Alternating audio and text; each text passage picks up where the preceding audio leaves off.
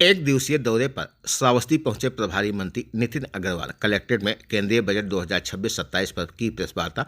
बोले, बजट आत्मनिर्भर व विकसित भारत का रोड मैप, युवा, किसान, महिला व गरीब वर्ग पर विशेष फोकस, शिक्षा, स्वास्थ्य, रेल व सड़क विकास को प्राथमिकता। यूपी को 4 लाख करोड़ से अधिक मिलने का अनुमान।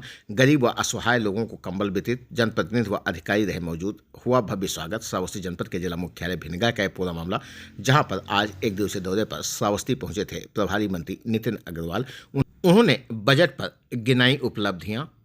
श्रावस्ती विधायक समेत अन्य अधिकारी रहे मौजूद। और इसी के साथ साथ आत्मनिर्भर भारत, जिसे हम लोग मेक इन इंडिया के नाम से भी जानते हैं, निश्चित तौर पे जो बजट आया है, केंद्रीय बजट आया है, ये दोनों संकल्पों को पूरा करने में मील का पत्थर भी साबित होगा। और ये मैं मानता हूं कि ये एक सशक्त घोषणा पत्र भी है।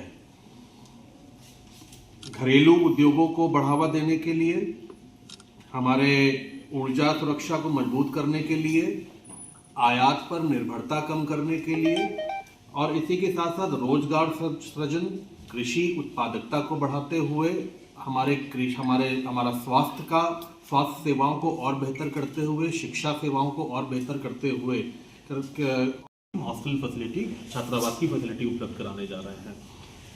डिफेंस के सेक्टर में मैंने आपको पहले ही बोला है कि हमने सबसे ज़्यादा बढ़ोतरी करी, 15.3% की बढ़ोतरी करी है। और आप देख रहे हैं कि आत्मनिर्भर भारत में हम आज अपने डिफेंस की यूनिट्स को भी बेहतर कर रहे हैं। हम डिफेंस को एक्सपोर्ट भी कर रहे हैं, हमारे जो प्रोडक्ट हैं एक्सपोर्ट भी हो रहे हैं, और इसको और हमारी सरहदें और भी मजबूत हों, इसके लिए विशेष ध्यान रखा गया है। इसी के साथ साथ दुर्लभ खनिज क्षेत्र में चीन से निर्भरता हमारी कम हो, इसको विशेष ध्यान इस बजट में रखा गया है कि जो ऐसी चीज़ें हैं जिस पे हम लोग खनिज के लिए जो हम बाहर से हम निर्भर हैं, उस निर्भरता कम हो, इसके लिए ऐसे तटीय इलाके हैं, जो इलाके उड़ीसा के, केरल, आंध्र प्रदेश, तमिलनाडु के ऐसे इलाके हैं जिनको डेवलप किया जाएगा। वहाँ पे खनिज प्रसंस्करण, अनुसंधान व विनिर्माण को बढ़ावा देने के लिए ऐसे गलियारे हम लोग स्थापित करेंगे, बनाएंगे। तो इससे हमारे देश में ही बहुत सारी चीज़ें हैं, उनका उत्पादन शुरू हो जाएगा।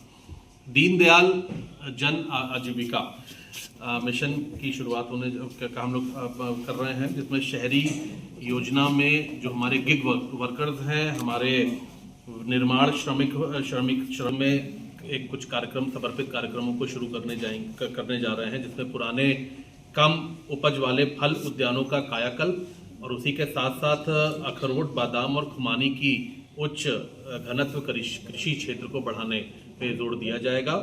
इसी के साथ साथ पशुपालन के क्षेत्र में पशु चिकित्सा, अर्ध पशु चिकित्सा महाविद्यालयों, पशु चिकित्सा अस्पतालों में प्रयोगशाला तथा निजी क्षेत्र की लोकसभा में, तो मैं इसकी कड़े शब्दों में निंदा करता हूँ।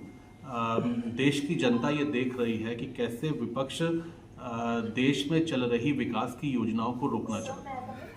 सर, अखिलेश यादव ने आरोप लगाते हुए SIR फॉर्म 7 के माध्यम से एक वर्ग का विशेष करके वोट काटने का आरोप लगाया है, इस पर क्या कहेंगे? देखिए, कोई तथ्य किसी के पास नहीं है।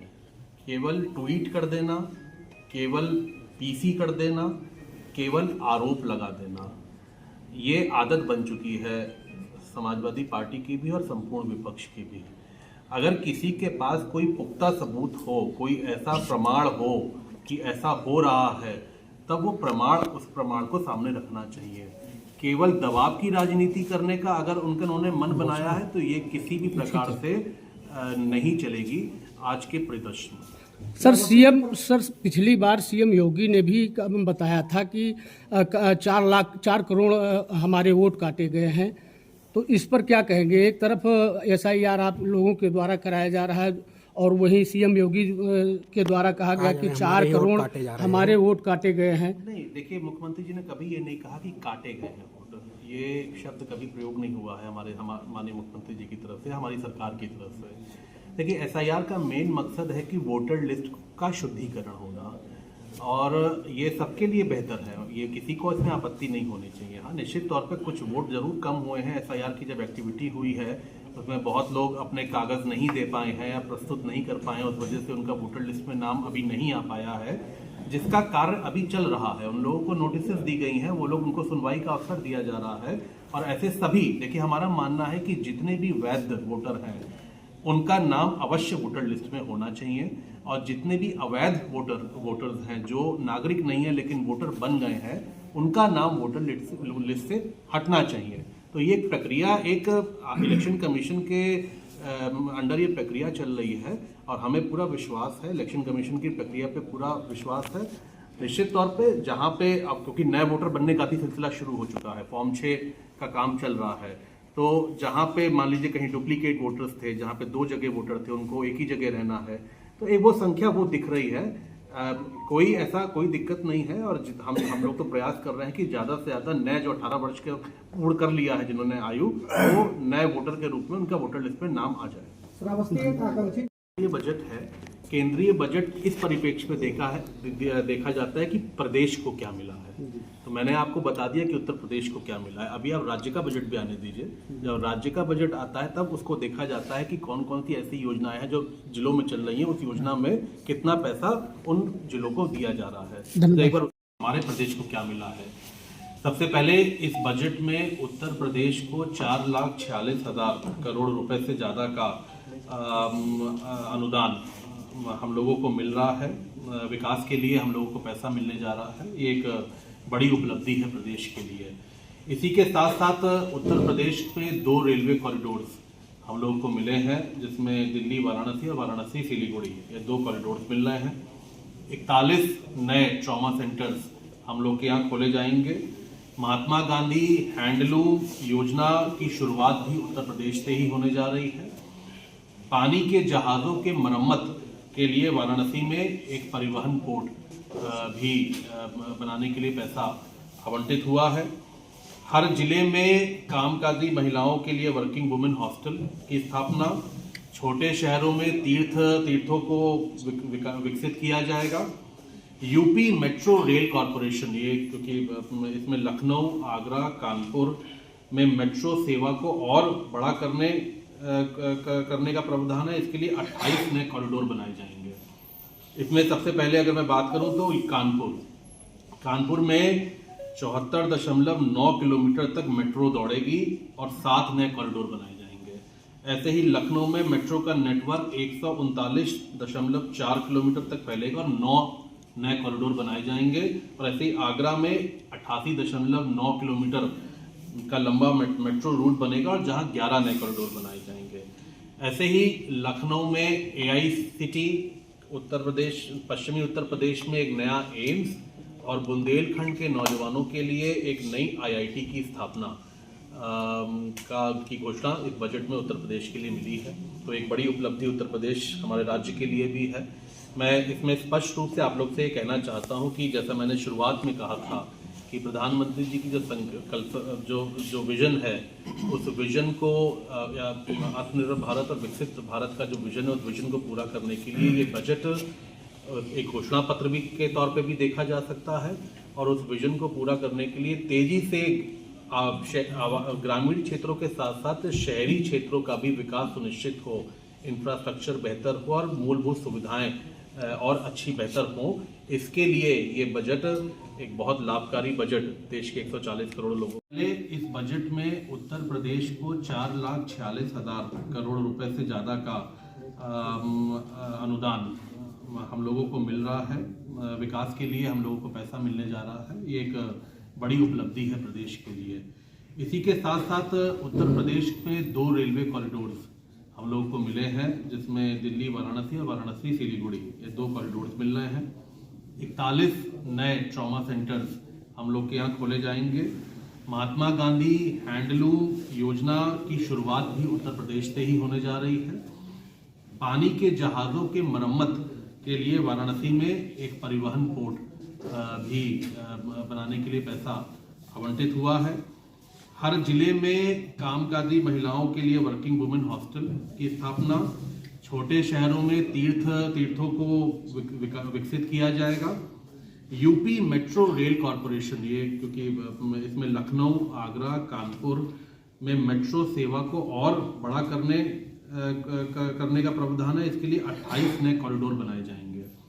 इसमें सबसे पहले अगर मैं बात करूं तो कानपुर वित्त मंत्री जी के नेतृत्व में जो पेश हुआ है उसके लिए उनका बहुत बहुत आभार प्रकट करना चाहता हूं। आप सब यहाँ पे इस पीसी में आए, आप लोगों का बहुत बहुत धन्यवाद। सर, मध्यम वर्गीय और किसानों के लिए बजट में क्या लाभ है?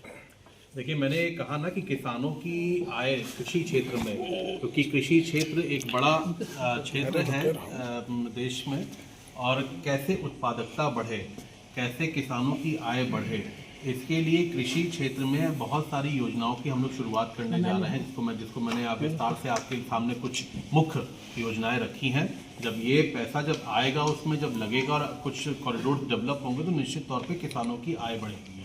धन्यवाद। सर, सदन में कांग्रेसियों ने धन्यवाद कार्यक्रम के दौरान, प्रधानमंत्री के जी कार्यक्रम के दौरान विरोध प्रदर्शन किया है, क्या कहेंगे इस पे? देखिए, बहुत ही मैं कहूँगा कि ये दुर्भाग्यपूर्ण है कि कांग्रेस पार्टी, आपने सुना होगा कि आदरणीय हमारे पूर्व राष्ट्रीय अध्यक्ष जी के एक भाषण में कि कांग्रेस पार्टी अबोध बालक की हट के कारण बंधक बन गई है, जिनको पिछले 10 वर्षों से 11-12 वर्षों का विकास नहीं दिख रहा है, जिनको डेवलपमेंट नहीं दिख रहा है, जो केवल आलोचना करने के लिए और व्यक्तिगत आरोप प्रत्यारोप के लिए पार्लियामेंट में आ गए हैं, जो केवल व्यक्तिगत प्रहार करने के लिए पार्लियामेंट में खड़े होते हैं, जो पार्टी पूरी तरीके से दिशाहीन हो गई है, और जिन्होंने, हम लोग कहते हैं कि एक पार्लियामेंट्री भाषा होनी चाहिए, एक व्यवहार होना चाहिए, वैसा पूरी तरीके से उस व्यवहार को वो भूल चुके हैं। ऐसा विपक्ष आज देश के सामने है। मैं उस विपक्ष की और ऐसे नेताओं की भरसक हूँ। और कल ये भी सुनने को आया था, मुझे तो मिला कि किस तरीके से योजना बनाई गई थी कि प्रधानमंत्री जी को हाउस के अंदर हमला किया जाए। वह प्रतिस्पर्धा, जैसे हम कॉम्पिटिटिवनेस कहते हैं, प्रतिस्पर्धा को बढ़ाते हुए विकास को तेज गति से आगे बढ़ाना। दूसरा, लोगों की आकांक्षाओं को पूरा करना और उनकी क्षमताओं का निर्माण करना। और तीसरा, सबका साथ सबका विकास के मुताबिक यह सुनिश्चित करना है कि प्रत्येक क्षेत्र, प्रत्येक प्रदेश, समुदाय, क्षेत्र की पहुंच संसाधनों, सुविधाओं और अवसरों तक हो। ये 3 हमारे कर्तव्य जो माननीय वित्त मंत्री जी ने रखे। अब मैं कुछ सेक्टर्स हैं जिनके बारे में कुछ डिटेल करोड़ किया गया है, जो पिछले साल की तुलना में 8.26% ज़्यादा है। उसके बाद स्वास्थ्य विभाग की अगर हम बात करेंगे तो पिछले वर्ष 98,311 करोड़ का प्रावधान था। इस वर्ष 1,06,530 करोड़ रुपए का धन आवंटन किया है, जो 8.36% अधिक है। रक्षा विभाग में सबसे ज़्यादा बढ़ोतरी करी गई है डिफेंस सेक्टर में। पिछले वर्ष जो 6,81,210 करोड़ का धन आवंटित हुआ था, उसकी तुलना में इस वर्ष 7,84,678 करोड़ का धन आवंटन हुआ है, जो 15% से ज़्यादा, 15.3% अधिक धन आवंटित हुआ है। कृषि और किसान कल्याण में 1,37,757 करोड़ से बढ़ाकर इस वर्ष 1,40,528 करोड़। ऐसे ही ग्रामीण विकास में 1,90,406 करोड़ से बढ़ाकर 1,97,023 करोड़। सड़क व राजमार्ग विभाग में 3,09,875 करोड़ किया गया है। गृह में 2,33,211 करोड़ से बढ़कर 2,55,233 करोड़।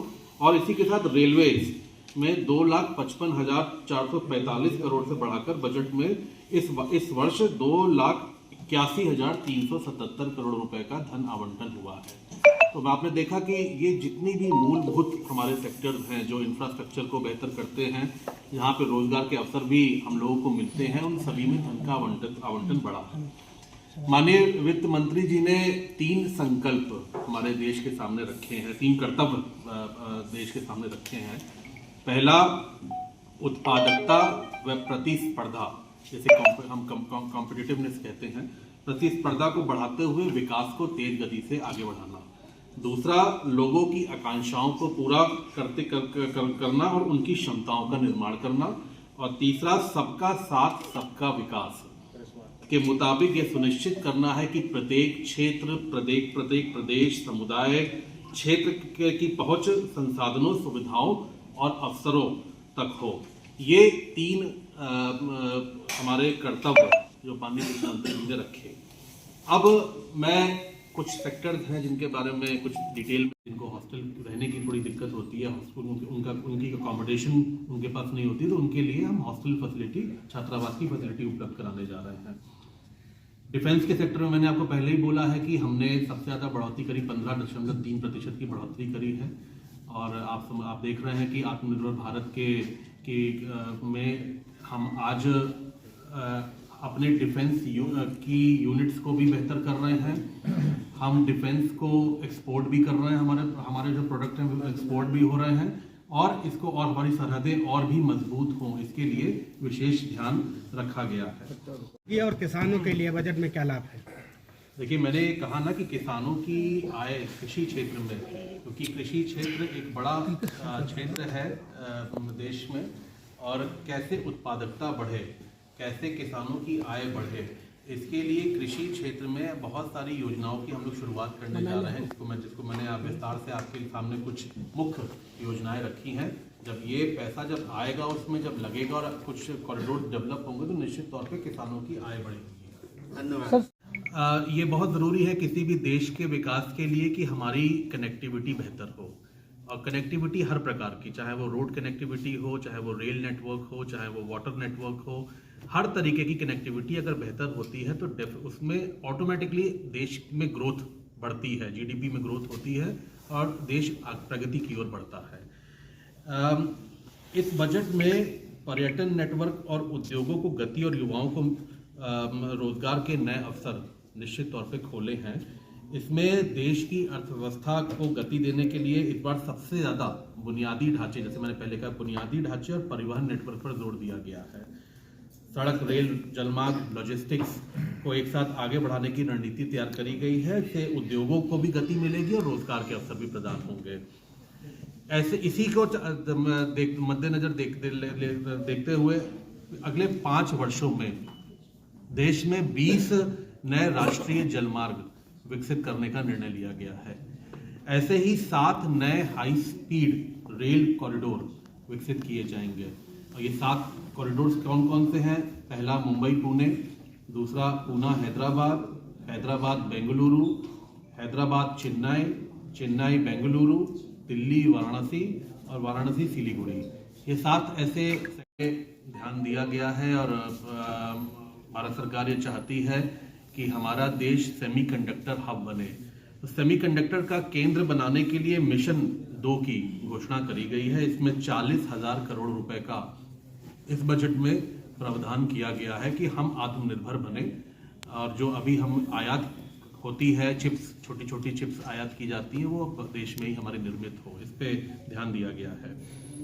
कैंसर की 17 ऐसी दवाएं हैं जिसको सस्ता किया गया है लोगों के, क्योंकि कैंसर एक ऐसी बीमारी है जिसका इलाज बहुत महंगा होता है, तो आम लोगों तक वो इलाज पहुंचे, सस्ता इलाज हो, सस्ती दवाई मिले। इसको ध्यान में रखते हुए 17 ऐसी दवाएं हैं जिसमें बेसिक कस्टम ड्यूटी को कम किया गया है, और ऐसे ही 5 मेडिकल हब बनाने का निर्णय लिया गया है, जिसमें जिला अस्पतालों में आपातकालीन और ट्रॉमा केयर सेंटर स्थापित किए जाएंगे। 20,000 करोड़ रुपए का प्रावधान किया गया है कि हमारी सरकार इतना पैसा अगले इस बजट में पूंजीगत व्यय को ठीक में लगाएगी, और इंफ्रास्ट्रक्चर की बेहतर फैसिलिटीज को हम लोग क्रिएट करेंगे, बनाएंगे। तो ये पैसे का प्रावधान किया गया है, जिसमें बुनियादी ढांचा है, माल ढुलाई गलियारों को विकसित करना है, अंतर्देशीय जलमार्गों को विकसित करना है, उच्च गति रेल एवं दूसरे व तृतीय स्तर के शहरों को आर्थिक केंद्रों के रूप में विकसित करने पर हम विशेष ध्यान देने जा रहे हैं। इसके लिए इस पैसे का इस्तेमाल होगा। लखपति दीदी, जो आदरणीय प्रधानमंत्री जी का एक ड्रीम प्रोजेक्ट मैं कह सकता हूं कि ग्रामीण क्षेत्र में रहने वाली हमारी माताएं बहनें आत्मनिर्भर हो, अपने पैरों पे खड़ी हो, उसके लिए लखपति दीदी की योजना शुरू करी गई थी। उसी के तर्ज पर अब इस बजट में गांव की दीदियां भी बनेंगी उद्यमी, इस योजना को हम शुरू करने जा रहे हैं। इसके माध्यम से ग्रामीण अंचलों में रहने वाली हमारी महिलाएं हैं, उनकी सक्रिय भागीदारी सुनिश्चित करना। महिला मार्ट योजना सी के माध्यम से उनको आगे बढ़ाने का एक्शन प्लान तैयार किया जा रहा है। उनको लोन की फैसिलिटी और आसानी से हो जाए। ऑनलाइन कर्ज की सुविधा के साथ साथ स्वयं सहायता समूहों को आसानी से धन की उपलब्धता होगी। तो हम लोग इसको आगे बढ़ा रहे हैं। ऐसे ही 15,000 माध्यमिक विद्यालयों, 500 महाविद्यालयों में चेन्नई बेंगलुरु, दिल्ली वाराणसी और वाराणसी सिलीगुड़ी, ये 7 ऐसे सेक्टर्स हैं, ऐसे रूट हैं जहां पे हाई स्पीड रेल कॉरिडोर विकसित किए जाएंगे। इस बार सेमीकंडक्टर पे ध्यान दिया गया है और भारत सरकार ये चाहती है कि हमारा देश सेमीकंडक्टर हब बने। तो सेमीकंडक्टर का केंद्र बनाने के लिए मिशन 2 की घोषणा करी गई है। इसमें 40,000 करोड़ रुपए का इस बजट में प्रावधान किया गया है कि हम आत्मनिर्भर बने और जो अभी हम आयात होती है चिप्स, छोटी छोटी चिप्स आयात की जाती है, वो देश में ही हमारे निर्मित हो, इस पे ध्यान दिया गया है। कैंसर की 17 ऐसी दवाएं हैं जिसको सस्ता किया गया है लोगों के, क्योंकि कैंसर एक ऐसी बीमारी है जिसका इलाज बहुत महंगा होता है। तो आम लोगों तक वो इलाज पहुंचे, सस्ता इलाज हो, सस्ती दवाई मिले, इसको ध्यान में रखते हुए 17 ऐसी दवाएं हैं जिसमें बेसिक कस्टम ड्यूटी को कम किया गया है। और ऐसे ही 5 मेडिकल हब बनाने का निर्णय लिया गया है, जिसमें जिला अस्पतालों में आपातकालीन और ट्रॉमा केयर सेंटर स्थापित किए जाएंगे। बायो फार्मा शक्ति योजना की भी घोषणा करी है इस बजट में, जिसमें 10,000 करोड़ रुपए का भारत सरकार ने बजट में प्रावधान किया है। इससे न केवल दवाइयों की कीमतें कम होंगी, बल्कि बायो फार्मा शक्ति और बायोलॉजिस्टिक के उत्पादन में भी भारत दुनिया का नेतृत्व करेगा। तो ऐसे जरूरी है किसी भी देश के विकास के लिए कि हमारी कनेक्टिविटी बेहतर हो, और कनेक्टिविटी हर प्रकार की, चाहे वो रोड कनेक्टिविटी हो, चाहे वो रेल नेटवर्क हो, चाहे वो वाटर नेटवर्क हो, हर तरीके की कनेक्टिविटी अगर बेहतर होती है तो उसमें ऑटोमेटिकली देश में ग्रोथ बढ़ती है, जीडीपी में ग्रोथ होती है और देश प्रगति की ओर बढ़ता है। इस बजट में पर्यटन नेटवर्क और उद्योगों को गति और युवाओं को रोजगार के नए अवसर निश्चित तौर पे खोले हैं।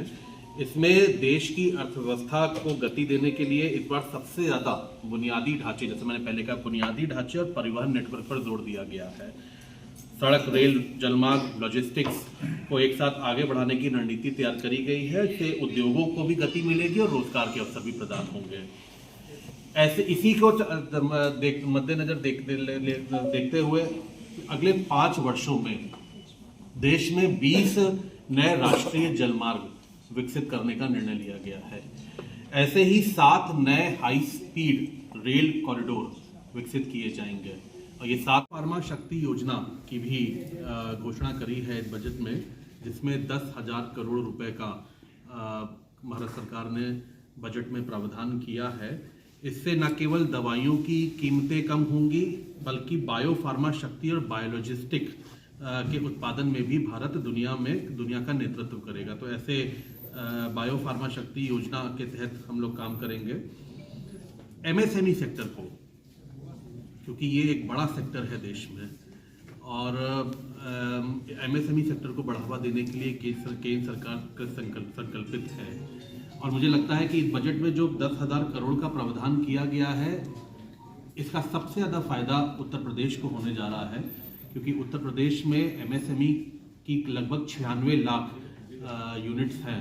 तो सबसे ज़्यादा फायदा एमएसएमई के क्षेत्र में जो हम लोग पैसे का आवंटन कर रहे हैं, उसका सबसे ज़्यादा लाभ हमारे प्रदेश को मिलने जा रहा है। में जो केंद्रीय बजट भारत सरकार ने प्रस्तुत किया है, उस संबंध में प्रेस वार्ता में हमारे बीच में सबसे पहले हमारे ज़िले के अध्यक्ष मिश्री लाल जी, हमारे जिला पंचायत के अध्यक्ष जद्दन जी, हमारे माननीय विधायक श्री रामधीरन जी, जिले के सभी अधिकारीगण और प्रेस के सभी हमारे साथी।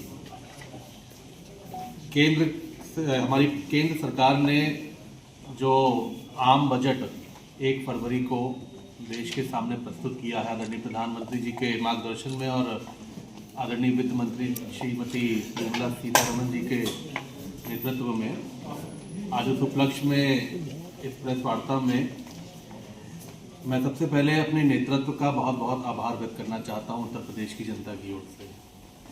और जैसा कि आप जानते हैं कि लखपति दीदी जो आदरणीय प्रधानमंत्री जी का एक ड्रीम प्रोजेक्ट मैं कह सकता हूं कि ग्रामीण क्षेत्र में रहने वाली हमारी माताएं बहनें आत्मनिर्भर हों, अपने पैरों पे खड़ी हों, उसके लिए लखपति दीदी की योजना शुरू करी गई थी। उसी के तर्ज पर अब इस बजट में गांव की दीदियां भी बनेंगी उद्यमी, इस योजना को हम शुरू करने जा रहे हैं। इसके माध्यम से ग्रामीण अंचलों में रहने वाली हमारी महिलाएं हैं, उनकी सक्रिय भागीदारी सुनिश्चित करना, महिला मार्ट योजना सी के माध्यम से उनको आगे बढ़ाने का एक्शन प्लान तैयार किया जा रहा है। उनको लोन की फैसिलिटी और आसानी से हो जाए, ऑनलाइन कर्ज की सुविधा के साथ साथ स्वयं सहायता समूहों को आसानी से धन की उपलब्धता होगी।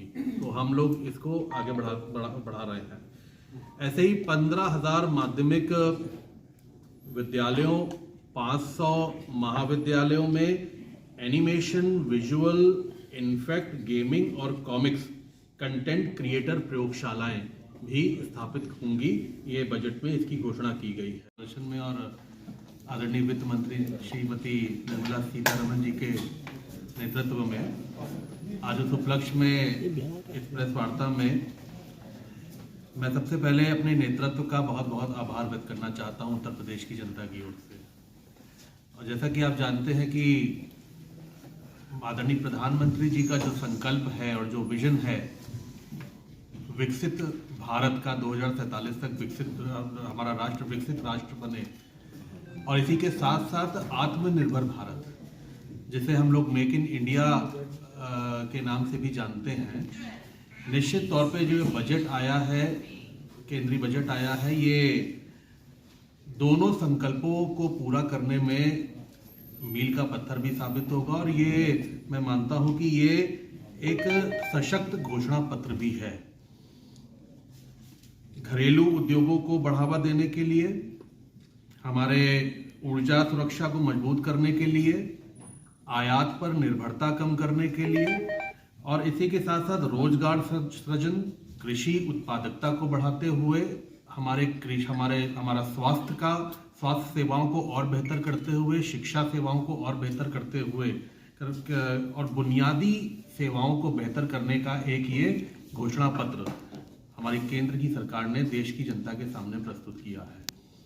मैं इसमें ये कहना चाहूँगा कि करीब 53.47 लाख करोड़ का ये बजट, जो इस देश का सबसे बड़ा बजट आया है, इसमें कुछ महत्वपूर्ण ऐसे विभाग हैं जो मैं आपके सामने अभी रखूँगा।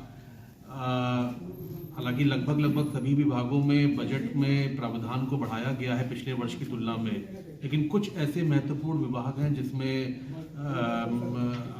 पिछले वर्ष की तुलना में इस वर्ष धन का आवंटन बढ़ाया गया है, आवंटित किया गया है, जिससे मूलभूत सुविधाएं बेहतर होंगी। सबसे पहले मैं शिक्षा विभाग की अगर बात करूं तो शिक्षा विभाग में पिछले वित्तीय वर्ष में, पिछले बजट में जो 1,28,650 करोड़ का प्रावधान था, इस वर्ष उसे बढ़ाकर 1,39,289 करोड़ किया गया है, जो पिछले साल की तुलना में 8.26% ज़्यादा है। उसके बाद स्वास्थ्य विभाग की अगर हम बात करेंगे तो पिछले वर्ष 98,311 करोड़ का प्रावधान था, इस वर्ष 1,06,530 करोड़ रुपए का धन आवंटन किया है, जो 8.36% अधिक है। रक्षा विभाग में सबसे ज़्यादा बढ़ोतरी करी गई है डिफेंस सेक्टर में। पिछले वर्ष जो 6,81,210 करोड़ का धन आवंटित हुआ था, उसकी तुलना में इस वर्ष 7,84,678 करोड़ का धन आवंटन हुआ है, जो 15% से ज़्यादा 15.3% अधिक धन आवंटित हुआ है।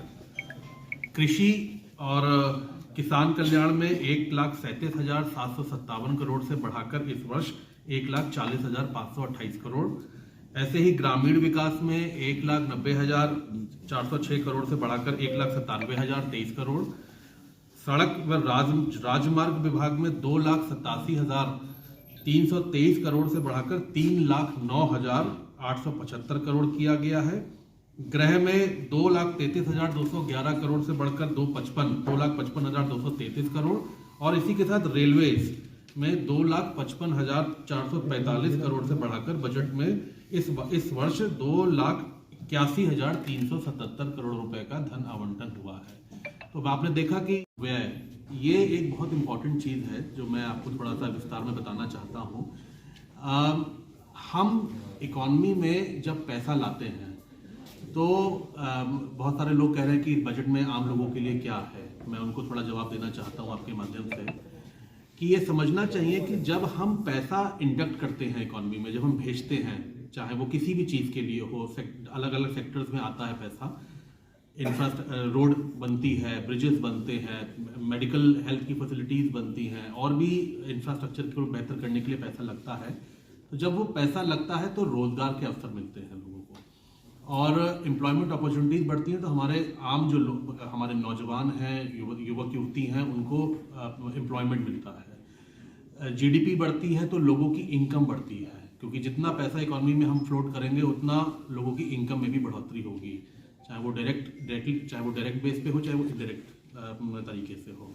तो इस बार सबसे ज़्यादा व्यय का प्रावधान का धन आवंटन अगर किसी चीज़ में किया गया है तो वो पूंजीगत व्यय में किया गया है, जिसमें 12,20,000 करोड़ रुपए का प्रावधान किया गया है।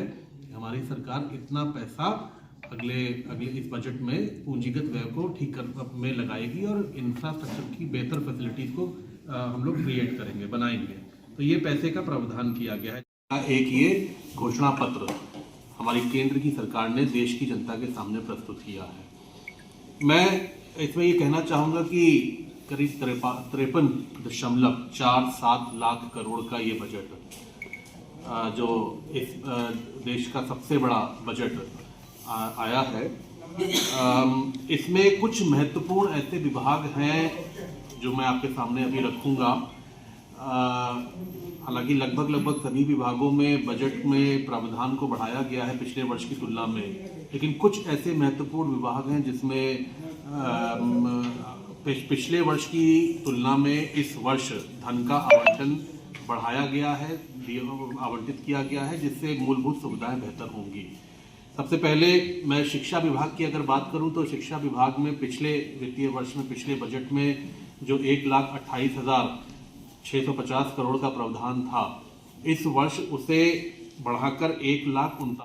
एमएसएमई सेक्टर को, क्योंकि ये एक बड़ा सेक्टर है देश में, और एमएसएमई सेक्टर को बढ़ावा देने के लिए केंद्र सरकार का संकल्पित है।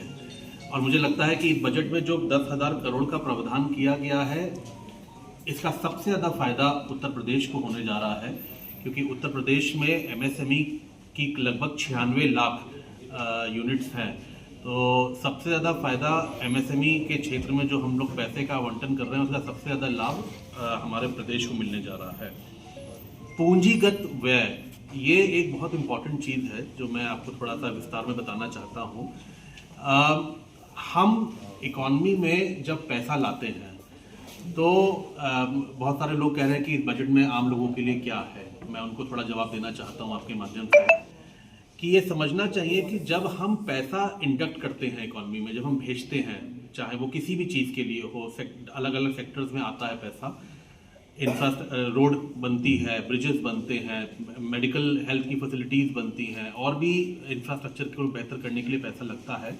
तो जब वो पैसा लगता है तो रोजगार के अवसर मिलते हैं लोगों को, और एम्प्लॉयमेंट अपॉर्चुनिटीज़ बढ़ती हैं। तो हमारे आम जो लोग, हमारे नौजवान हैं, युवक युवती हैं, उनको एम्प्लॉयमेंट मिलता है।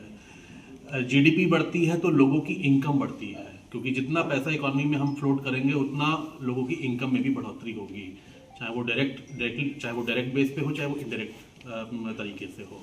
तो इस बार सबसे ज़्यादा व्यय का प्रावधान का धन आवंटन अगर किसी चीज़ में किया गया है तो क्षेत्र में चीन से निर्भरता हमारी कम हो, इसको विशेष ध्यान इस बजट में रखा गया है कि जो ऐसी चीज़ें हैं जिस पे हम लोग खनिज के लिए जो हम बाहर से हम निर्भर हैं, उस निर्भरता कम हो, इसके लिए ऐसे तटीय इलाके हैं जो इलाके उड़ीसा के, केरल, आंध्र प्रदेश, तमिलनाडु के ऐसे इलाके हैं जिनको डेवलप किया जाएगा। वहाँ पे खनिज प्रसंस्करण, अनुसंधान व विनिर्माण को बढ़ावा देने के लिए ऐसे गलियारे हम लोग स्थापित करेंगे, बनाएंगे। तो इससे हमारे देश में ही बहुत सारी चीज़ें हैं, उनका उत्पादन शुरू हो जाएगा। दीनदयाल जन आजीविका मिशन की शुरुआत का हम लोग कर रहे हैं, जिसमें शहरी योजना में जो हमारे गिग वर्कर्स हैं, हमारे निर्माण श्रमिक हैं और जो घरेलू कामगार हैं, उन पे विशेष ध्यान दिया जा रहा है। कृषि के क्षेत्र में भी लगातार सरकार प्रयास कर रही है कि कृषि के क्षेत्र में किसान की आय दोगुनी हो, किसान की उत्पादकता बढ़े, इस पे काम किया जा रहा है। तो सबसे पहले बागवानी के क्षेत्र में एक कुछ समर्पित कार्यक्रमों को शुरू करने जा रहे हैं, जिसमें पुराने कम उपज वाले फल उद्यानों का कायाकल्प और उसी के साथ साथ अखरोट, बादाम और खुमानी की उच्च घनत्व कृषि क्षेत्र को बढ़ाने पे जोर दिया जाएगा। इसी के साथ साथ पशुपालन के क्षेत्र में पशु चिकित्सा, अर्ध पशु चिकित्सा महाविद्यालयों, पशु चिकित्सा अस्पतालों में प्रयोगशाला तथा निजी क्षेत्र में प्रजनन सुविधाओं के लिए ऋण संबंध पूंजीगत सब्सिडी सहायता कार्यक्रम की भी शुरुआत होने जा रही है। उत्पादन में वृद्धि और उत्पादकता बढ़ाने के लिए नारियल प्रोत्साहन योजना की शुरुआत करने जा रहे हैं। भारतीय काजू और कोको कार्यक्रम की भी शुरुआत करने जा रहे हैं। मत्स्य पालन को भी बढ़ावा हमारी सरकार दे रही है। 500 ऐसे जलाशय, अमृत सरोवरों को एकीकृत विकास और उसी के साथ साथ तटीय क्षेत्रों में मत्स्य पालन मूल्य श्रृंखला का सुदृढ़ीकरण, फिश एफपीओ के साथ स्टार्टअप और महिला प्रधान समूहों को जोड़ने के लिए बाजार संपर्क को समर्थ बनाना, इस योजना की हम लोग शुरुआत करने जा रहे हैं। संक्रेतिक खेती एवं चंदन की संक्रेतिक खेती एवं कटाई उपरांत प्रसंस्करण, ऐसी योजनाएं शुरू होने जा रही हैं। लगाते हुए SIR फॉर्म 7 के माध्यम से एक वर्ग का विशेष करके वोट काटने का आरोप लगाया है, इस पर क्या कहेंगे? देखिए, कोई तथ्य किसी के पास नहीं है। केवल ट्वीट कर देना, केवल पीसी कर देना, केवल आरोप लगा देना, ये आदत बन चुकी है समाजवादी पार्टी की भी और संपूर्ण विपक्ष की भी। अगर किसी के पास कोई पुख्ता सबूत हो, कोई ऐसा प्रमाण हो कि ऐसा हो रहा है, तब वो उस प्रमाण को सामने रखना चाहिए। केवल दबाव की राजनीति करने का अगर उन्होंने मन बनाया है, तो ये किसी भी प्रकार से नहीं चलेगी आज के परिदृश्य में। योगी ने भी बताया था कि 4 करोड़ हमारे वोट काटे गए हैं, तो इस पर क्या कहेंगे? एक तरफ SIR आप लोगों के द्वारा कराया जा रहा है और वहीं CM योगी के द्वारा कहा गया कि 4 करोड़ हमारे वोट काटे गए हैं। नहीं, देखिए, मुख्यमंत्री जी ने कभी ये नहीं कहा कि काटे गए हैं। ये शब्द कभी प्रयोग नहीं हुआ है हमारे मुख्यमंत्री जी की तरफ से, हमारी सरकार की तरफ से। देखिए, SIR का मेन मकसद है कि वोटर लिस्ट का शुद्धिकरण होगा और ये सबके लिए बेहतर है। ये किसी को इसमें आपत्ति नहीं होनी चाहिए। हाँ, निश्चित तौर पे कुछ वोट जरूर कम हुए हैं। SIR की जब एक्टिविटी हुई है उसमें बहुत लोग अपने कागज नहीं दे पाए हैं या प्रस्तुत नहीं कर पाए हैं, उस वजह से उनका वोटर लिस्ट में नाम अभी नहीं आ पाया है, जिसका कार्य अभी चल रहा है। उन लोगों को नोटिस दी गई हैं, वो लोग, उनको सुनवाई का अवसर दिया जा रहा है। और ऐसे सभी, देखिए, हमारा मानना है कि जितने भी वैध वोटर हैं उनका नाम अवश्य वोटर लिस्ट में होना चाहिए और जितने भी अवैध वोटर्स हैं जो नागरिक नहीं है लेकिन वोटर बन गए हैं, उनका नाम वोटर लिस्ट से हटना चाहिए। तो ये प्रक्रिया एक इलेक्शन कमीशन के अंडर ये प्रक्रिया चल रही है और हमें पूरा विश्वास है, इलेक्शन कमीशन की प्रक्रिया पे पूरा विश्वास है। निश्चित तौर पे जहाँ पे अब क्योंकि नए वोटर बनने का भी सिलसिला शुरू हो चुका है, फॉर्म 6 का काम चल रहा है, तो जहाँ पे मान लीजिए कहीं डुप्लीकेट वोटर्स थे, जहाँ पे 2 जगह वोटर थे, उनको एक ही जगह रहना है, तो एक वो संख्या वो दिख रही है। कोई दिक्कत नहीं है और हम लोग तो प्रयास कर रहे हैं कि ज़्यादा से ज़्यादा नए जो 18 वर्ष के पूर्ण कर लिया है जिन्होंने आयु, वो नए वोटर के रूप में उनका वोटर लिस्ट में नाम आ जाए। धन्यवाद। कार्यक्रम के दौरान प्रधानमंत्री के कार्यक्रम के दौरान विरोध प्रदर्शन किया है, क्या कहेंगे इस पे? देखिए, बहुत ही मैं कहूँगा कि ये दुर्भाग्यपूर्ण है कि कांग्रेस पार्टी, अब आपने सुना होगा कि आदरणीय हमारे पूर्व राष्ट्रीय अध्यक्ष जी के एक भाषण में कि कांग्रेस पार्टी अबोध बालक की हट के कारण बंधक बन गई है, जिनको पिछले 10 वर्षों से 11-12 वर्षों का विकास नहीं दिख रहा है, जिनको डेवलपमेंट नहीं दिख रहा है, जो केवल आलोचना करने के लिए और व्यक्तिगत आरोप प्रत्यारोप के लिए पार्लियामेंट में आ गए हैं, जो केवल व्यक्तिगत प्रहार करने के लिए पार्लियामेंट में खड़े होते हैं, जो पार्टी पूरी तरीके से दिशाहीन हो गई है, और जिन्होंने हम लोग कहते हैं कि एक पार्लियामेंट्री भाषा होनी चाहिए, एक व्यवहार होना चाहिए, वैसा पूरी तरीके से उस व्यवहार को वो भूल चुके हैं। ऐसा विपक्ष आज देश के सामने है। मैं उस विपक्ष की और ऐसे नेताओं की भरसक निंदा करता हूं। और कल ये भी सुनने को आया था, मुझे तो मिला कि किस तरीके से योजना बनाई गई थी कि प्रधानमंत्री जी को हाउस के अंदर हमला किया जाए। ऐसी भी अगर योजना उस विपक्ष की थी लोकसभा में, तो मैं इसकी कड़े शब्दों में निंदा करता हूं। देश की जनता ये देख रही है कि कैसे विपक्ष देश में चल रही विकास की योजनाओं को रोकना चाहता है।